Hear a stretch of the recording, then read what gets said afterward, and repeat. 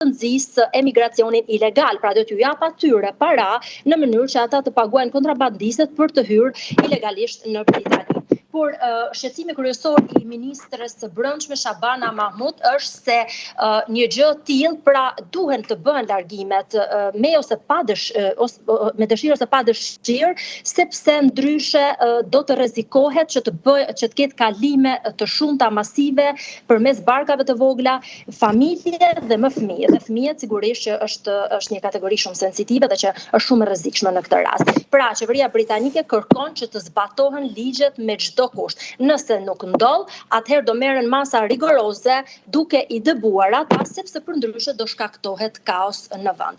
Dhe në fakt kjo, po ta shikojmë në një kontekst tjetër, është sa politike, është edhe nga ana tjetër edhe një dramë humanitare, është edhe ekonomike, siç e përmendet, sepse qeveria britanike nga ana ekonomike kërkon që të kursej vendin, sepse këto para që shkojnë direkt për të mbajtur është një buxhet shumë i madh, që përmendet e ju 150 milion pound, një shumë e madhe që do të përdoret për të mbajtur azil kërkuesit në qendrat e azilit, ndërkohë që ata po mbahen nga takspaguesit e shtetit.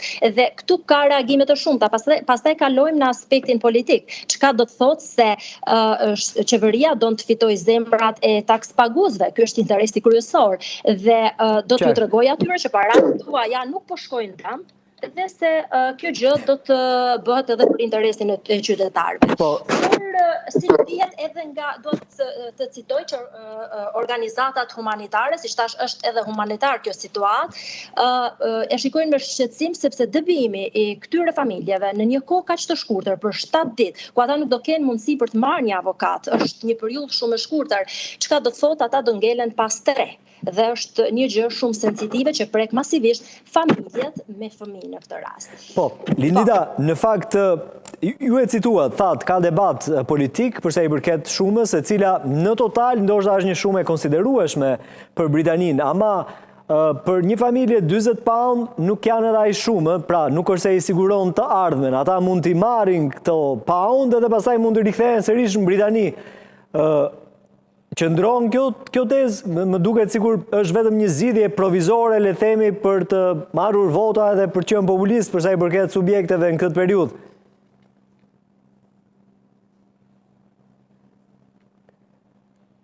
Kam probleme me audio. Po debatoj. Më dëgjoni? Po, tani të dëgjoj.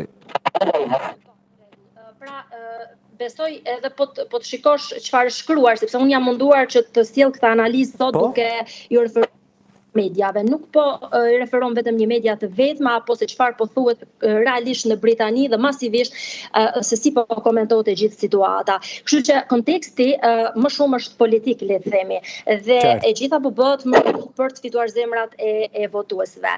Sepse kjo shumë parash në fakt nuk është ndonjë shumë kush e di çfarë, siç pasi kushton më shumë për të paguar kontrabandistët që duan të përdorin rrugë ilegale për të dhe emigrantët. Por gjithsesi kjo është rreth, le të themi, rreth 40.000 pound. Pastaj është 10.000 pound për person brenda familjes. Por që shtetit po i kushton shumë qëndrimi i këtyre personave në Britani dhe edhe më herët është folur që të bën kthime vullnetare. Kjo është ajo çfarë po kërkon qeveria britanike dhe është kërkuar edhe më herët, madje Independent ka shkruar gjërësisht për këtë ngjarje sensitive ku qeveria britanike ka ofruar më herët 3.000 pound për kthime individuale.